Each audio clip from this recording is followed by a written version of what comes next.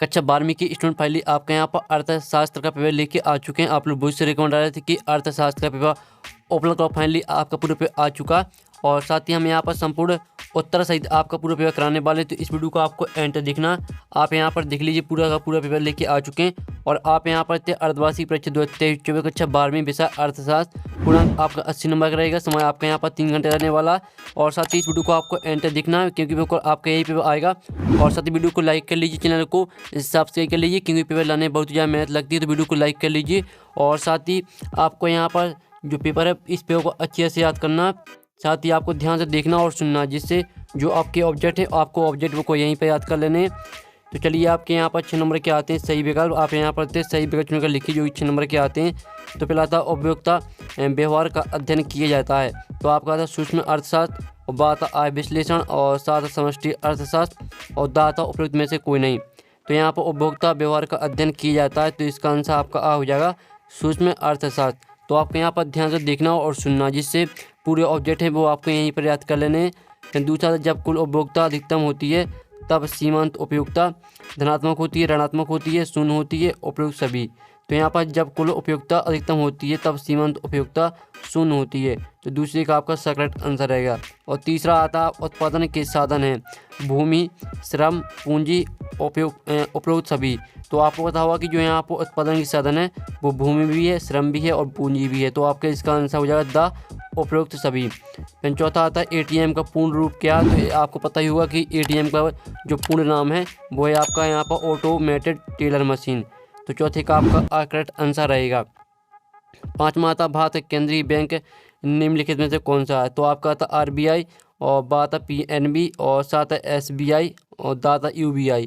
तो यहाँ भारत केंद्रीय बैंक निम्नलिखित में से कौन सा। तो इसका आंसर आपका आ हो जाएगा आरबीआई। ठीक है, आप यहाँ पर देख लीजिए। और साथ ही फिर आपका आता है 6वां, अच्छा बजट माना जाता है संतुलित बजट, और अधिक बजट। फिर आपका आता है घाटे का बजट, और दाता आर्थिक बजट। तो यहाँ पर अच्छा बजट माना जाता है। तो इसका आंसर आपका सा रहेगा घाटे का बजट। तो इस तरह से आपके यहाँ पर जो सही विकल्प है वो कंप्लीट हो जाते हैं 6 नंबर के। ठीक है, इस तरह से आपके यहाँ पर 6 नंबर के सही विकल्प कंप्लीट हो जाते हैं।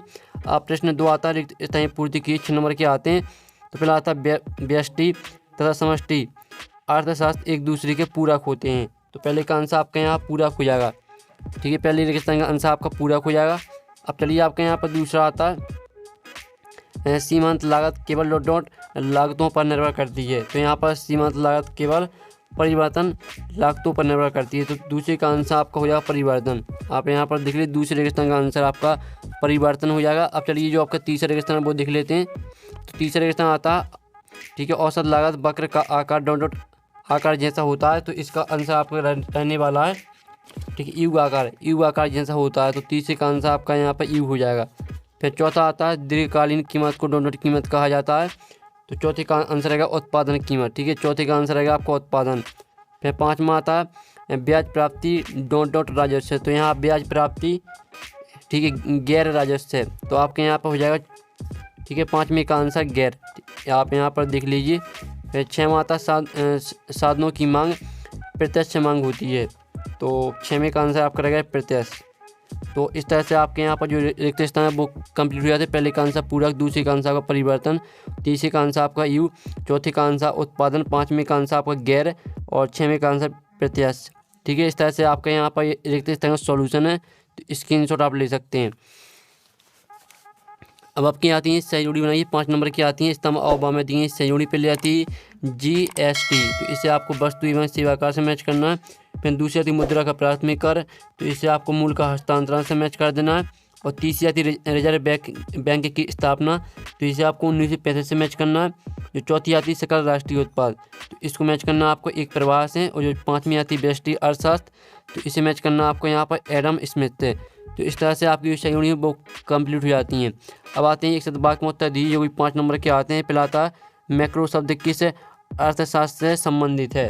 तो इसका आंसर रहेगा आपका यहाँ पर समष्टि अर्थशास्त्र। ठीक है, आपका पहले का आंसर रहेगा।